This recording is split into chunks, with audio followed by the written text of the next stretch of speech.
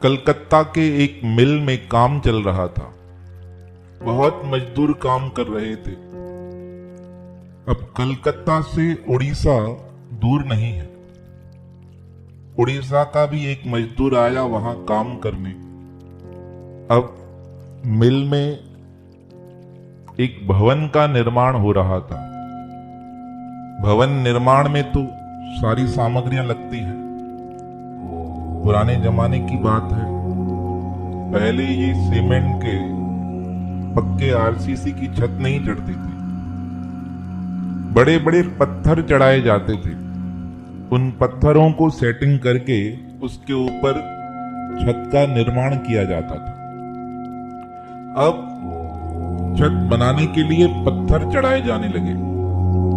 उस पत्थर की साइज थी 15 फीट बड़ा था और 2 फीट चौड़ा था। इतना भारी पत्थर जैसे ही रखने जा रहे थे, अचानक से मजदूरों के हाथ से हिल गया। जैसे ही हिला तो जो मजदूर उड़ीसा से आया था ना, वो गिर के सीधा उसके पैर पे लगा। विचार करें कितना भारी पत्थर होगा। अब पैर पे गिरने से उस पत्थर के उस मजदूर के पांव में घाव हो गया, क्योंकि उस पत्थर का वजन था 750 किलो। इतना वजनी पत्थर जिसे 20 लोग उठाए, अचानक से छिटक गया, घाव कर गया। अब घायल हो गया वहां पे। जो मजदूर था उसे देखकर मिल के मालिक को दया आ गई। मिल का मालिक बहुत दयालु था। उसने उस समय के सबसे बड़े हॉस्पिटल में उसका इलाज कराया। तुरंत भेज दिया गया, इलाज प्रारंभ हुआ। अब इलाज चला। 1 दिन, 2 दिन, 3 दिन तक होश नहीं। अब चिंता हो गई मालिक को। मजदूर कहाँ रहता है, परिवार कहाँ का है। रख तो दिया। आज के समय आईडी नहीं होती थी। लोग जाते थे काम करने, विश्वास पर काम मिल जाता था। अब चिंता होने लगी, किसको बोलूं, क्या बताऊं। प्रार्थना की परमात्मा को, इसे होश आ जाए तो पता चले, इसके घर परिवार में सूचना भेजें। प्रार्थना की। 2-3 घंटे बाद मजदूर को होश आया। डॉक्टरों ने कहा होश तो आ गया है, बात कर सकते हो, पर एक बात है, इसकी यह टांग काटनी पड़ेगी, क्योंकि जख्म हो गया है गहरा। नहीं तो सारे शरीर में जहर फैल जाएगा। डरते डरते कुछ मजदूर साथी उसके और मिल का मालिक उसके पास जाकर कहने लगे, तुम्हारी यह टांग काटनी पड़ेगी। सुनकर डर गया। कहा यह क्या बोलते हो। कहा बहुत गहरा घाव है, नहीं तो तुम्हारी जान जा सकती है। तुम्हारी जान से ऊपर कुछ नहीं है, इसलिए इस टांग को कटवा दो। मजदूर बहुत डरा। अब कुछ कर नहीं सकते थे। बैठा था, सोया पड़ा था। कहा 2 दिन की छुट्टी दे दो। कहा कहां जाना है। कहा यहां रहता हूं जहां पर, वहां मेरे भगवान का पिक्चर है, तस्वीर है, उसे लेकर आना है। डॉक्टर माने नहीं। कहा नहीं, हम नहीं जाने देंगे। कहा टांग तो वैसे ही काटनी है, चाहे आज काटो चाहे 2 दिन बाद काटो। समझाने लगे सब जहर फैल जाएगा। कहा नहीं, मुझे जाने दो। अब परमिशन मिल गई, घर आ गए।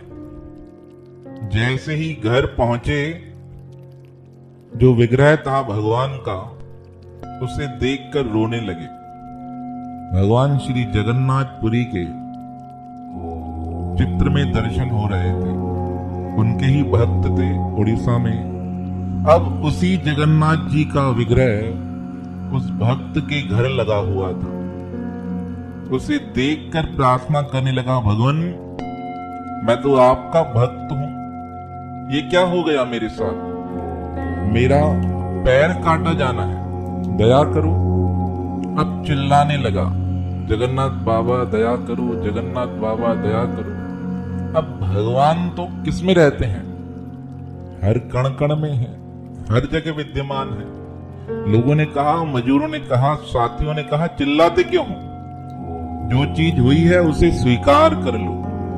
कहा नहीं, एक दिन भगवान के भरोसे है, अब जो होगा देखा जाएगा।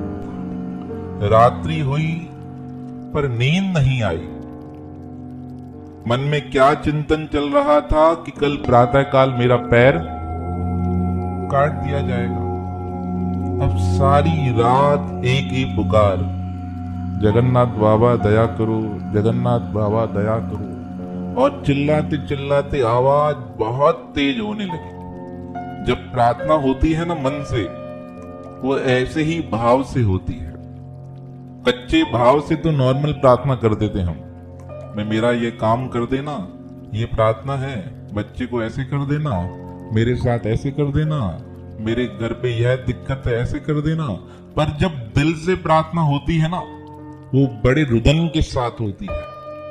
द्रौपदी ने प्रार्थना की रोते हुए, तो परमात्मा प्रकट हो गए।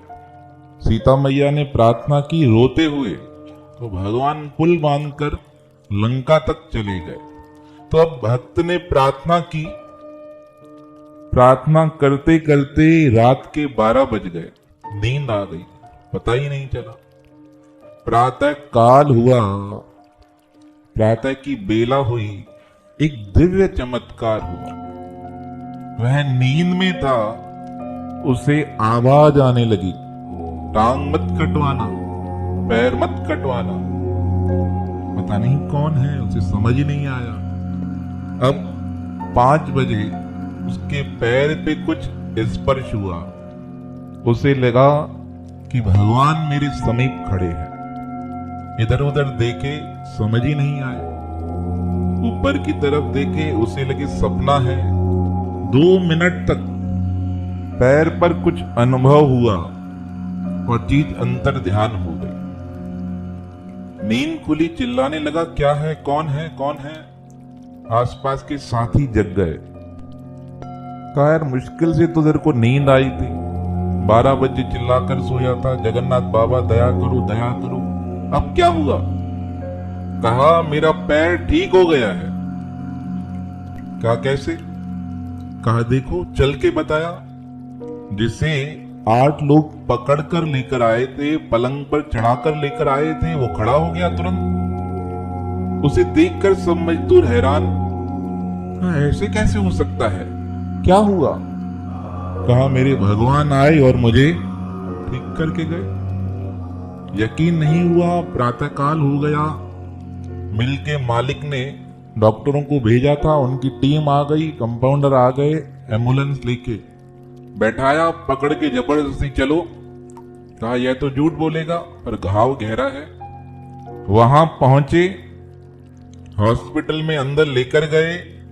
डॉक्टर देखकर हैरान कि जिसे पहले कल 4 लोग 8 लोग उठाकर लेकर गए थे, आज जल्दी से चलता हुआ आ रहा है।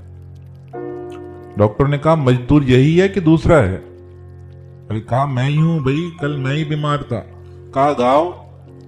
कहा, मैं यही तो बता रहा हूं, आज प्रातःकाल मेरा घाव ठीक हो गया। कहा, कैसे ठीक हुआ? सारी बात बताई। डॉक्टरों को यकीन ही नहीं हुआ, ऐसे कैसे हो सकता है, कौन ठीक कर सकता है? पर अब जो होना था वो तो हो गया प्रभु की कृपा से। मजदूर तो चला गया, पर जो यह जीवन का लेख है, यह डॉक्टर ने अपनी पुस्तक में लिखा। कहा, मैंने अपने जीवन में बहुत इलाज किए, पर ऐसा इलाज पहली बार देखा जहां व्यक्ति की टांग कटने वाली थी, परमात्मा ने स्वयं आकर उसका इलाज कर दिया। यह डॉक्टर की पुस्तिका में अभी तक वह पुस्तक है, उसमें लेख लिखा हुआ है। तो जीवन में जब संकट आ जाए, जब दिक्कत हो, परमात्मा को सदैव साथ मानना। वह हर समय हमारे पास उपलब्ध रहता है, वह हमारे समीप आ जाता है। बहुत लोग भगवान के होने का प्रमाण मांगते हैं। एक ऐसा ही प्रत्यक्ष उदाहरण आज हम आपको सुनाने जा रहे हैं। राजस्थान का एक छोटा सा गांव था। उस गांव में एक पिताजी रहते थे। उस पिता को एक कन्या थी और उनके साथ उनकी धर्म पत्नी रहती थी। बड़े सद्भाग्यशाली और भगवत भक्त थे, पर परमात्मा की लीला और उनका विधान बड़ा ही विचित्र है। किसके जीवन में क्या परिवर्तन ला दे, किसे पता ही नहीं चल पाता है। एक बार उस भक्त के जीवन में ऐसा कष्ट उपस्थित हुआ जिसे सुनकर सारे घर वाले भयभीत हो गए। उन साधु जन को 7 वर्ष का कारावास मिला। उन्हें जेल में बंद कर दिया गया। अब जेल में जाने के बाद उनकी धर्म पत्नी और उनकी बेटी बड़े दुखी रहने लगे। बहुत प्रयास किया कि उनके पिता बाहर आ जाएं, पर सारे प्रयास निरर्थक हो गए। धीरे धीरे कन्या की उम्र बढ़ने लगी, विवाह के योग्य हो गई। जब गांव में कोई लड़की विवाह के योग्य हो जाती है तो समाज में बातें बनना प्रारंभ हो जाती हैं कि लड़की बड़ी हो गई है, अभी तक विवाह नहीं हो पाया है, पक्का इसमें ही कोई ना कोई कमी रही होगी। एक दिन लड़की की माता अपने भाई के पास गई। भाई को जाकर विनती कर कहने लगी, मैंने अपनी बेटी के लिए रिश्ता पक्का कर दिया है, लेकिन इसके विवाह के लिए धन की आवश्यकता है। अगर तुम धन की व्यवस्था कर दोगे तो मैं अपनी बेटी का विवाह बड़े धूमधाम के साथ संपन्न करा सकूंगी। उस समय तो उसके भाई ने हाँ कर दी, लेकिन व्यक्ति का मन कब परिवर्तित हो जाए, धन को देखकर सारा मन बदल जाता है। जैसे जैसे विवाह का समय नजदीक आने लगा, मुश्किल से 3-4 दिन ही शेष बचे थे। लड़की के मामा ने अपनी बहन को कहा, मैं तुम्हें धन नहीं दे सकता हूँ, मेरे पास विवाह के योग्य धन नहीं है, तुम अन्य स्थान पर जाकर शादी की व्यवस्था करो। लड़की की माँ परेशान होने लगी, सोचने लगी 3 दिन शेष बचे हैं, कहां से धन प्राप्त होगा। और यहाँ गांव में बारात आने वाली थी। गांव में कार्ड बंट चुके थे।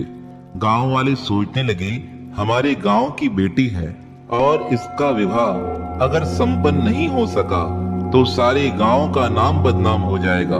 ऐसा विचार कर सारे गांव वाले अब कन्या के विवाह की व्यवस्था करने लगे। लोगों ने धन एकत्रित किया, पर इतना धन नहीं इकट्ठा हो पाया था कि लड़की का विवाह सुखपूर्वक संपन्न हो सके। अब लड़की की माँ तो परमात्मा के भरोसे थी। वह परमात्मा के समक्ष आंसू बहाते कहने लगी, हे प्रभु, ये तेरी कैसी लीला है। मेरे पति देव को तुमने जेल में डाल दिया है, लड़की विवाह के योग्य हो गई है, सुयोग्य वर मिला है, पर धन के अभाव में यह विवाह हो नहीं सकेगा। अब आप कृपा कीजिए। ऐसी चिंता करते करते वह मूर्ति के समक्ष ही बेहोश हो गई। लोग भयभीत हो गए, सोचने लगे किस प्रकार कार्य किया जाएगा। तभी गांव के एक विद्वान वहां उपस्थित हुए। वह कहने लगे, गांव की जिम्मेदारी है, गांव की कन्या का विवाह हम सब मिलकर कराएंगे। अब सब कार्य कीजिए, यहाँ भोजन बनाने की व्यवस्था प्रारंभ कीजिए, भट्टी खुदवाइए। उसकी आज्ञा मानकर वहां खाना बनाने के लिए भट्टी बनना प्रारंभ हो गई। पहले जमाने में खाना बनाया जाता था तो ना तो चूल्हे थे ना गैस थे। भट्टी बनाकर उस पर ही सारा खाना बनकर तैयार होता था। भट्टी बनाने के लिए थोड़ा मिट्टी को खोदा जाता था। 2 कारीगर बुलाए गए। उन कारीगरों ने मिट्टी को खोदना प्रारंभ कर दिया। अब मिट्टी जैसे ही खोदते गए, अचानक से एक टन की आवाज हुई। उस आवाज को सुनकर कारीगर सोचने लगे, यह कौन सी आवाज है? पक्का कहीं खजाना तो नहीं मिल गया है। और वह जल्दी जल्दी उस मिट्टी की खुदाई करने लगे। जैसे ही वह मिट्टी को खोद रहे थे, उन्हें एक सोने का कलश दिखाई दिया। कलश को देखकर उनके मन में बेईमानी आ गई। वह दोनों आपस में वार्तालाप करते हुए कहने लगे, इस धन को हम उठाकर यहाँ से गायब हो जाते हैं, अन्यथा अगर यह बात सबको पता चल गई तो हमें यह धन यहीं बांटना पड़ेगा। ऐसा विचार कर उन्होंने एक बड़ा सा कपड़ा उठाया, उस कपड़े में उस घड़े को रख दिया। उस घड़े को कपड़े में बांधकर एक कारीगर घर से बाहर जाने लगा। जैसे ही वह घर से बाहर जा रहा था, लोगों ने पूछा, कहाँ जा रहे हो? वह कहने लगा, मुझे काम है, मैं घर से लौट कर आता हूँ। तब एक व्यक्ति उठा, कहने लगा, इतना काम बचा हुआ है और तुम्हें घर जाने की लगी है, यहीं सामान रखो और काम करो। पर वह कारीगर माना नहीं। तब वह व्यक्ति गुस्सा होकर उसका हाथ खींचने लगा। हाथ खींचते हुए कहने लगा, रखो सामान नीचे और यहाँ काम करो। इस लड़ाई झड़ाई में उस व्यक्ति के हाथ से घड़ा छूट गया।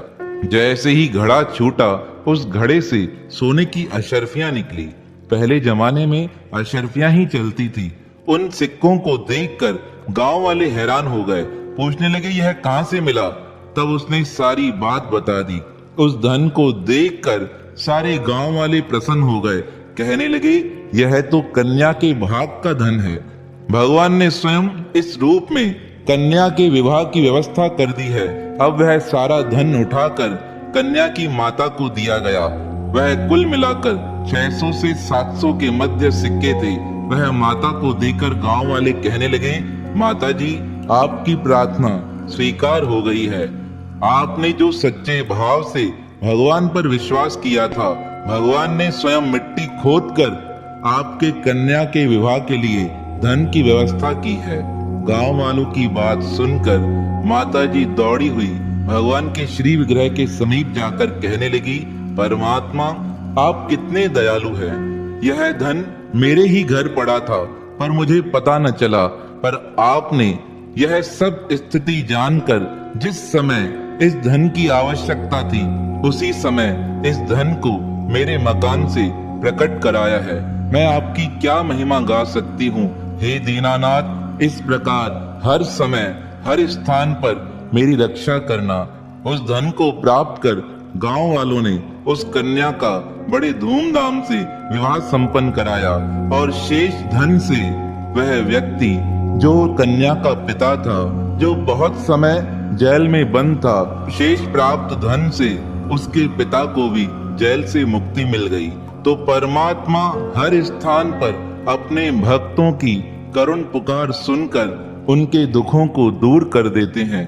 मन का विश्वास पक्का और सच्चा होना चाहिए। तो ऐसे भक्त वत्सल भगवान जो हर स्थान पर अपने भक्तों की सम्मान की रक्षा करते हैं। उत्तराखंड के किसी शहर के नजदीक बड़ा ही घनघोर जंगल था। उस जंगल में एक बड़ा ही सिद्ध भगवान शिव का मंदिर स्थापित था। वहाँ पर लोग जाने से डरते थे, लेकिन एक ब्राह्मण देवता का नियम था, वह नित्य प्रति वहाँ पूजा करके आते थे और लोग भी अगर जाना चाहते थे तो आपस में ग्रुप बनाकर भगवान शिव जी के दर्शन करने के लिए वहाँ जाते थे। उस मंदिर में जाने से इसलिए लोग डरते थे क्योंकि वह जंगलों के बीच में था। लेकिन भगवान शंकर तो दयालु हैं, वह तो भक्त की सच्ची श्रद्धा देखते हैं। कहते हैं एक बार कुछ लोग वहाँ मंदिर से गुजर रहे थे, तब अचानक सबका ध्यान उस शिवलिंग की ओर गया। भगवान शंकर के शिवलिंग से खून बह रहा था। वह देखकर हैरान हो गए, पत्थर के शिवलिंग से खून किस प्रकार बह सकता है।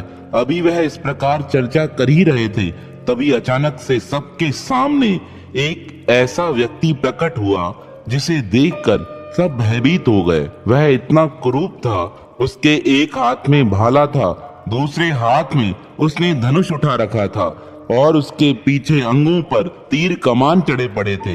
उसे देखकर गांव वाले डर गए, वह इधर उधर भागने लगे। तब वह व्यक्ति कहने लगा, अरे भागो मत, मैं तो यहाँ पूजा करने आता हूँ। तब वह कहने लगे, तुम यहाँ से बाहर निकल जाओ, तुम्हें किसने पूजा का अधिकार दिया है। जब मंदिर में रोज पूजा करने वाले ब्राह्मण ने उस व्यक्ति को देखा तो उसे भी बड़ा क्रोध आ गया।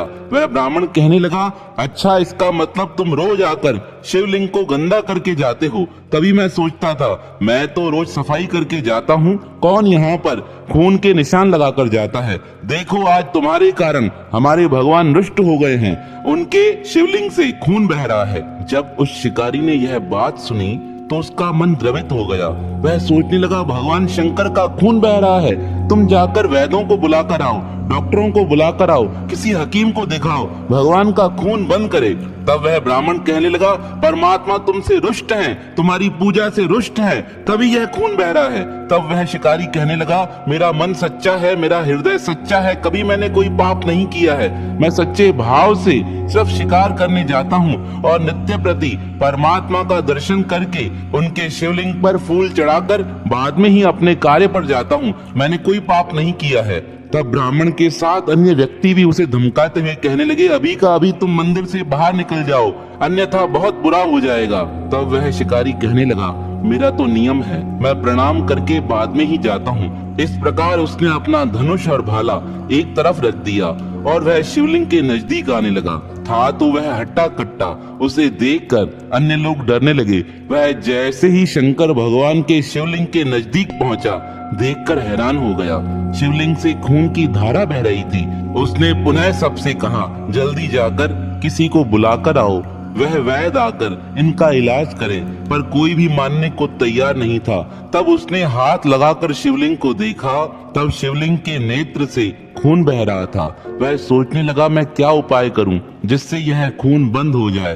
तभी उसने बचपन में किसी से सुना था कि जिस स्थान से कहीं खून बहता हो, उस स्थान पर उसके समान ही कोई दूसरी वस्तु लगा दी जाए तो खून बंद हो जाता है। उसने विचार किया, अब यह तो भगवान शंकर की आंख है, इनकी आंखों से खून बह रहा है, मैं क्या करूं। तब उसने अपने शरीर पर टंगे एक कटार को निकाला। उस कटार को निकालकर हाथों में लेकर उसने अपनी आंख निकाल दी।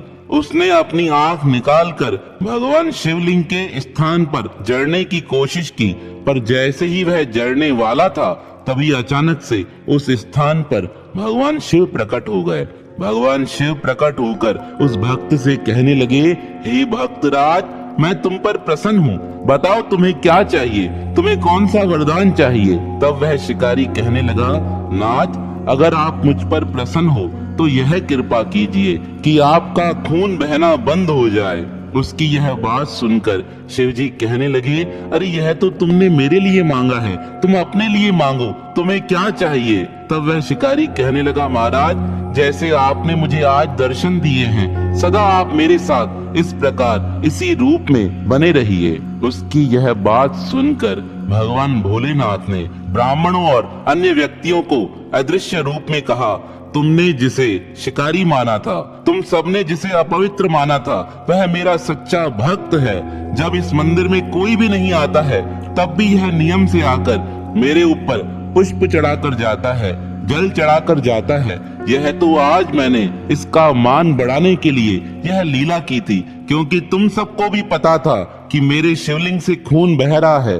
खून बहने के बाद भी तुमने इसे बंद करने का प्रयास नहीं किया, लेकिन इसने सच्चे भाव से अपनी आंख निकालकर मेरे शिवलिंग का खून बंद करने का प्रयास किया है। बताओ ब्राह्मण, मैं ऐसे भक्त का त्याग कैसे कर सकता हूँ। तुम सिर्फ आते हो मुझे दिखाने के लिए, पर यह सच्चे भाव से मेरे पास आता था। आज से इस भक्त के नाम से इस शिव मंदिर का नाम रखा जाएगा। ऐसा कहकर परमात्मा वहां से अदृश्य हो गए।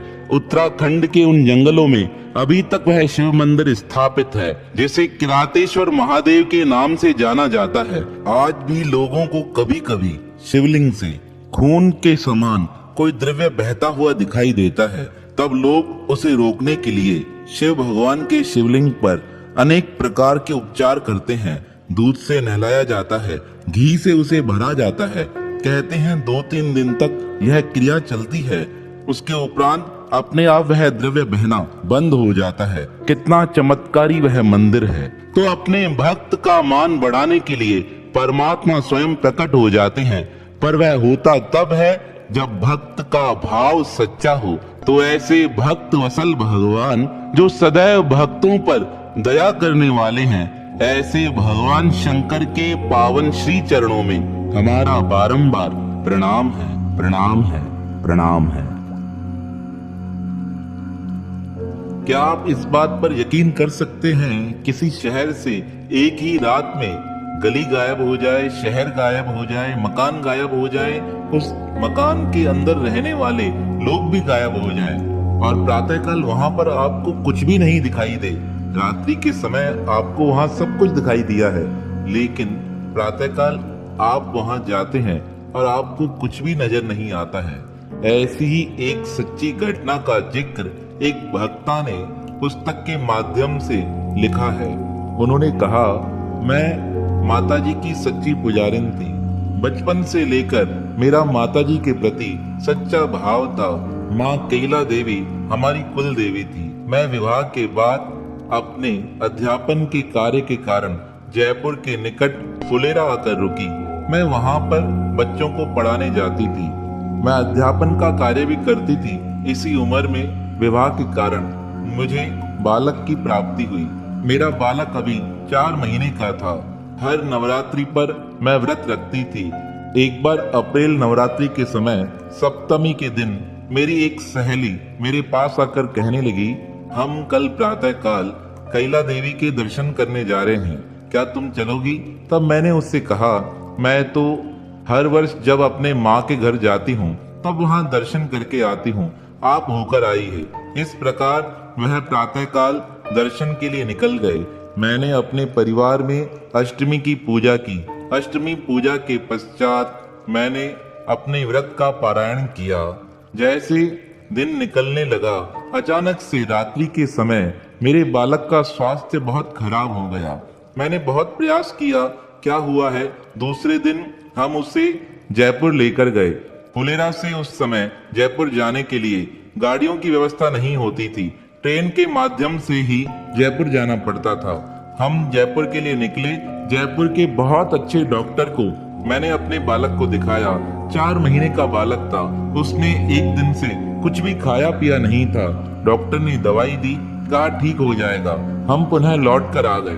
2 दिन तक उस बालक को दवाई दी गई, लेकिन बालक ने दवाई ली पर ना तो उसने कुछ खाना खाया, ना ही वह सो पा रहा था। उसके उल्टी दस्त बहुत बढ़ गए थे। मेरा मन व्यथित होने लगा। इस प्रकार तीसरे दिन भी उसे कुछ भी इलाज का फायदा प्राप्त नहीं हो रहा था। चौथे दिन हमने निश्चय किया कि हमें जयपुर जाना है। मैं अपने पतिदेव को लेकर स्टेशन पर पहुंची, लेकिन पता चला कि गाड़ी 5 घंटे लेट है। हम सोचने लगे अब क्या किया जाए। इसी प्रकार मन में बहुत व्यथा थी। मैं माताजी को प्रणाम कर कह रही थी, माँ रक्षा करो, मैं तो सदैव तुम्हारे सहारे रहती हूँ। इतने में एक बुजुर्ग व्यक्ति हमारे नजदीक आया। उसने मेरे कंधे पर हाथ रखा। कंधे पर हाथ रखते हुए कहने लगा, क्यों चिंता करती हो, आओ मेरे साथ, मैं तुम्हें इसका इलाज बताता हूँ। अब उसके शब्द सुनकर मैं और मेरे पतिदेव कुछ भी बोल न सके। वह आगे आगे चलने लगा। हम दोनों उसके पीछे हो लिए। हम जाते जाए, वह आगे चलता जाए। एक मार्ग से निकलकर दूसरे मार्ग से तीसरे मार्ग, वह एक स्थान पर पहुंच गया। वहां पर बहुत सारे घर थे। एक घर की तरफ इशारा करते हुए वह हमें अंदर ले गया। हमने वहां देखा, वहां पर माता का दरबार सजा हुआ था। एक स्त्री जिसके माथे पर लाल तिलक था, बहुत विशाल तिलक था। वह मुझे देखकर क्रोधित हो कहने लगी, आ गई? तुझे तो उस समय आना था ना, जब तू माताजी के पास दर्शन करने जाती है। क्यों नहीं गई कैला देवी दर्शन करने? उसकी बात सुनकर मुझे हैरानी होने लगी। इसे यह बात किस प्रकार पता चल गई? यह बात तो मैंने अपनी सहेली से कही थी। मैं समझ गई यह कोई अंतर्यामी शक्ति है। मैंने माताजी को प्रणाम करते हुए कहा, माँ मेरे बालक की रक्षा करो। 4 दिन से इसने कुछ खाया पिया नहीं है, मेरा दूध भी नहीं पिया है, आप इस पे कृपा करो। तब उस स्त्री ने उस बालक को अपनी गोद में उठा लिया और अपनी गोद में उसे निहारते हुए कहने लगी, ले अपने बालक को, अब तू इसे कुछ खिला दे, यह खा भी लेगा और आराम भी कर लेगा। मुझे यकीन नहीं हुआ। मैंने उसे अपना दूध पिलाया। बालक ने दूध पिया और थोड़ी देर में ही उस बालक को आराम भी हो गया। आधा घंटा वहीं व्यतीत हो गया। हम कुछ समझ नहीं पा रहे थे, लेकिन माता की कृपा मुझ पर बनी रही। माता जी कहने लगी, अब तुम घर चले जाओ, इस बालक को कुछ भी नहीं होगा, किसी प्रकार की चिंता मत करो और अपने कुल देवी के दर्शन करके आना। रात्रि हो चुकी थी, हम घर पहुंचे। मेरी सासू माँ घर पर इंतजार कर रही थी। उसे तो यही लग रहा था कि हो सकता है बालक के प्राण न निकल गए हों। हम जैसे ही घर पहुंचे, मैंने अपने बेटे को अपनी सासू माँ के गोद में दे दिया।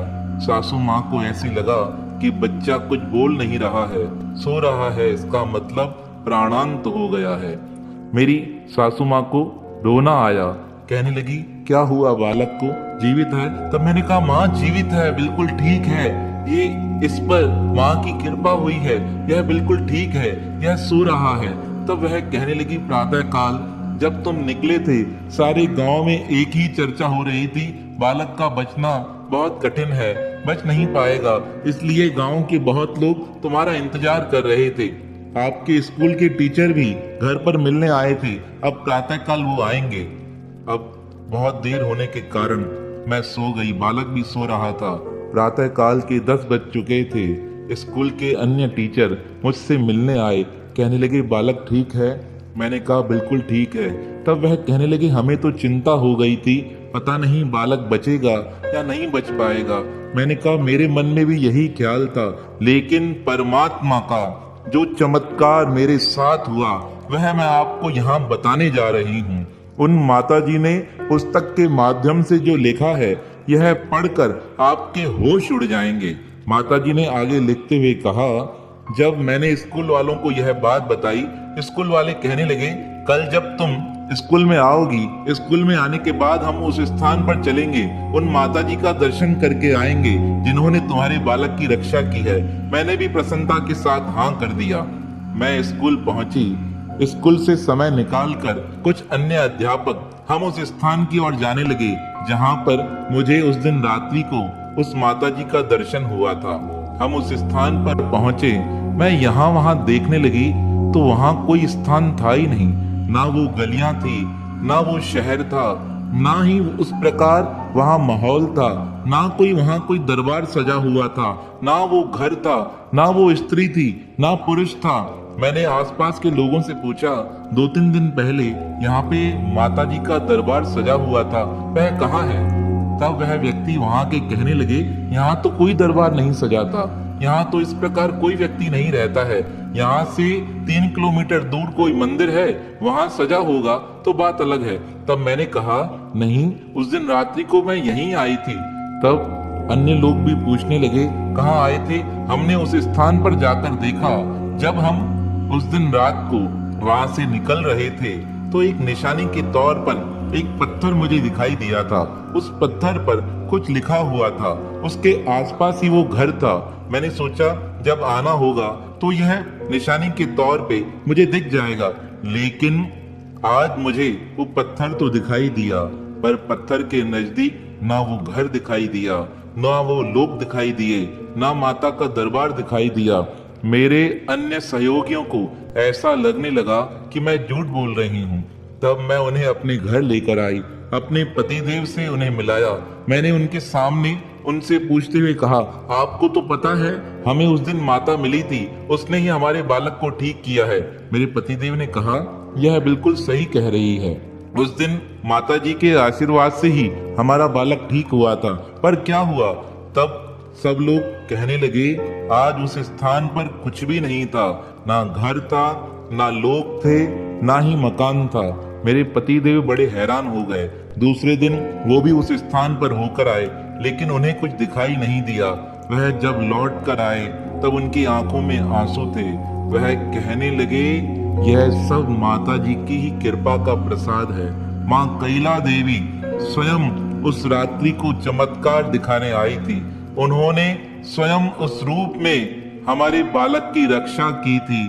उनकी यह बात सुनकर मैं अपने आप को धन्य मानने लगी कि किस प्रकार माता ने स्वयं प्रकट होकर मेरे बालक की रक्षा की। तब लोगों को जाकर यकीन हुआ। कई लोग कहने लगे, हो सकता है सपने में यह घटना घटित हुई हो और तुम्हें इसका साक्षात अनुभव हुआ हो, लेकिन इस बात पर कोई यकीन करे या न करे, मुझे तो इस बात का पक्का विश्वास है कि यह मेरे जीवन में घटित घटना बड़ी ही दिव्य घटना है। यह पुस्तक के माध्यम से उन्होंने लिखकर सबके समक्ष प्रस्तुत की है, जिससे कि लोगों का भाव भक्ति के प्रति और बढ़ सके कि माँ जगदम्बा किस प्रकार अनंत रूपों में प्रकट होकर अपने भक्तों की रक्षा करती हैं। ऐसी ममतामयी माँ जगदम्बा के पावन श्री चरणों में हमारा बारंबार प्रणाम है, प्रणाम है, प्रणाम है। बघेलखंड बांधवगढ़ में भगवान श्री कृष्ण के एक भक्त हुए सैन नाई जी। अब जाति से नाई थे, इनका कार्य भी नाई का था, पर भगवान के भक्तों से, संतों से इनका इतना प्रेम था, कोई भी संत अगर इनके राज्य में, इनके गांव में आ जाता तो उसे अपने घर लाकर उसकी बड़े प्रेम से सेवा किया करते थे। अब इनका रोज का नियम था, यह बघेलखंड बांधवगढ़ के महाराज वीर सिंह के पास भी उसकी सेवा करने जाते थे, क्योंकि वीर सिंह वृद्धावस्था के कारण कुष्ठ रोग से पीड़ित थे। अब कुष्ठ रोग होने के कारण राजा वीर सिंह की घर वाले तो सेवा करते नहीं थे। अब सैन नाई का नियम था, वह रोज राजा के पास जाकर उसकी स्नान आदि क्रियाएं करा के आते थे। एक दिन भक्त सैन जी राजा की सेवा के लिए जैसे ही अपने घर से राज्य महल की ओर जा रहे थे, तभी मार्ग में इन्हें संतों के दर्शन हो गए। संत भी इन्हें देखकर प्रसन्न हो गए। इन्होंने संतों से कहा, महाराज मेरे घर चलिए, मैं घर चल के आपकी सेवा करूंगा, आपको भोजन खिलाऊंगा। संत तो भक्त की बात पर प्रसन्न हो सैन नाई के घर पे आ गए। भक्त सैन ने सच्चे भाव से संतों की सेवा की। उस दिन यह संतों की सेवा में इतने रम गए कि इन्हें ध्यान ही नहीं रहा कि मुझे राजा की सेवा में जाना है। अब सारा दिन निकलने लगा, उधर परमात्मा को चिंता होने लगी, मेरा भक्त तो आज भक्तों और संतों की सेवा में इतना मस्त हो गया है, उसे ध्यान ही नहीं रहा कि उसे राजा की सेवा में जाना है। अगर यह राजा की सेवा में नहीं जाएगा तो राजा क्रोधित हो इसे दंड दे सकते हैं। ऐसा सोचकर भगवान श्री कृष्ण ने भक्त सैन का वेश धारण कर लिया और अब भगवान श्री कृष्ण नाई बन अपने हाथ में कैंची, उस्तरा, कंगा लेकर राज्य महल में आ गए। अब जैसे ही राज्य महल में पहुंचे, भगवान को नाई के रूप में देखकर राजा तो पहचान न सका। उसने सिर्फ सैन से इतना ही पूछा, सैन आज तुमने आने में देर कर दी है। तब भगवान श्री कृष्ण कुछ बोले नहीं, सिर्फ इतना ही कहा, महाराज कोई अति आवश्यक कार्य आ गया था, इसलिए मुझे आने में विलंब हो गया। राजा ने मुस्कुराते हुए कहा, सैन कोई बड़ी बात नहीं है, तुम मुझे स्नान आदि की क्रियाएं करा दो। अब तो सैन बने भगवान श्री कृष्ण ने राजा को अपने हाथों से स्नान कराया, राजा के शरीर पर मालिश की और भगवान का स्पर्श पाते ही उस राजा के सारे दुख दूर हो गए। थोड़ी देर बाद जब सारी क्रियाएं पूरी हो गई, सैन ने कहा, महाराज मुझे आज्ञा दीजिए, मुझे घर जाना है, अति आवश्यक कार्य है। राजा ने मुस्कुराते हुए अपने गले का हार उतार कर सैन को देते हुए कहा, सैन आज तुमने जैसी मालिश की है, ऐसा लगता है मेरा सारा दुख दर्द दूर हो गया है। मुस्कुराते हुए भगवान राजा से वह पुरस्कार लेकर वहां से चले गए। थोड़ी देर बाद भक्त सैन जब संतों की सेवा से निवृत्त हो गए, तब उन्हें याद आया कि मुझे तो राजा के पास राजा को स्नान कराने जाना था। तब वह भगते हुए राजमहल की ओर आने लगे। राजमहल के अंदर जैसे ही भक्त सैन प्रवेश कर रहे थे, राज्य के द्वारपालों ने कहा, क्या हुआ सैन नाई, आज क्या भूल कर आ गए हो? सैन ने कहा, कुछ भूला नहीं हूँ, सुबह से आया नहीं था, इसलिए सोचा राजा से मिलकर आऊं और उसे बता कर आऊं। किसी अति आवश्यक कार्य के कारण मैं आज सुबह आ नहीं पाया था। उसकी बातें सुनकर द्वारपाल हंसकर कहने लगे, सैन तुम सच्ची में भक्त हो, तुम्हें ज्ञान ही नहीं रहता, सुबह तो तुम होकर गए थे। पहले तो द्वारपालों की बातें सुनकर भक्त सैन को यकीन नहीं हुआ पर वह जैसे ही राजमहल के अंदर गए, राजा को प्रणाम कर कहने लगे, हे महाराज, मुझे क्षमा कीजिएगा, आज संतों की मंडली मेरे घर आ गई थी, इसलिए आज प्रातःकाल मैं आपके पास आ न सका।